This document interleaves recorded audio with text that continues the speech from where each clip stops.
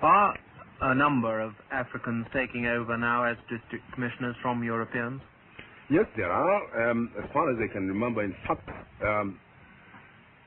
I had 8 colleagues with me who became district commissioners at the same time with me. And of course, there before, we had other African district commissioners. In fact, the district commissioner from whom I took over was an African, and he really did introduce me to the district. Do you find that as an African you are accepted and respected by the Africans you deal with in the same way that a European district commissioner has been in the past?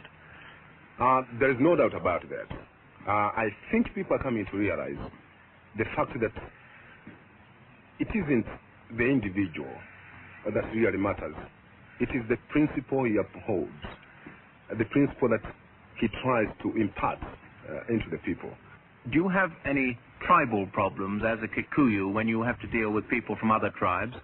Far from it. I feel even happier when dealing with other people.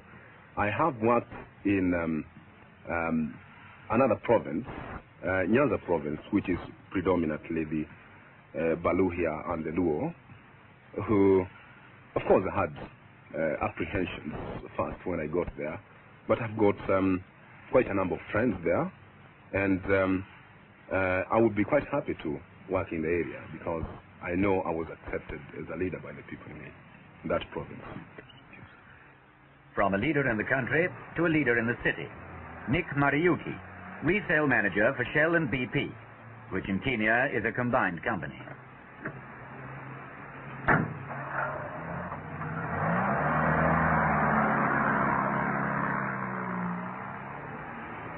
Nanyuki, he's 32, has been with the company 8 years. He joined them as a trainee executive after taking an arts degree. The work has given him a wide experience of East Africa, as a depot under-manager in Uganda, building up a chain of service stations in Tanganyika, then over to Kenya to open up new markets. At present, 1 in 6 of Shell BP's executives are Africans.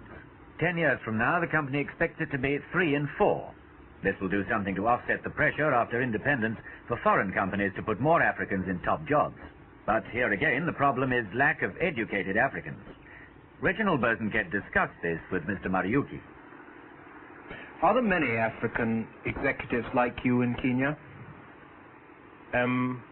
I won't say there are many, although in the past few years, a number of the larger commercial firms have employed Africans in the executive grades in their organizations.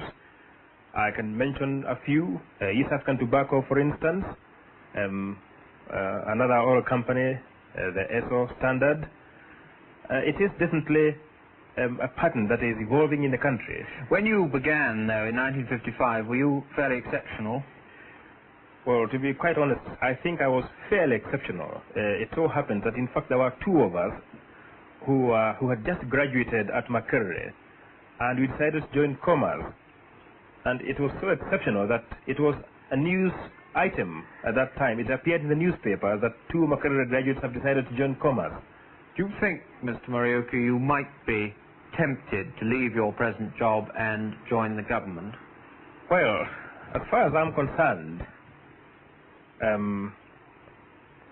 I think the temptation will be there, but it's a question of whether the person concerned answers to the temptation. I have got an interesting job in my company, and it is no secret to say that I have already been approached by some people from the government. But as far as I can see, I'm quite satisfied in my present job and in the prospects in the job that I think I shall resist as much as possible, the temptation. Do you think that an independent government in Kenya will put pressure on firms like yours to increase the number of African executives? I think it is bound to come, really.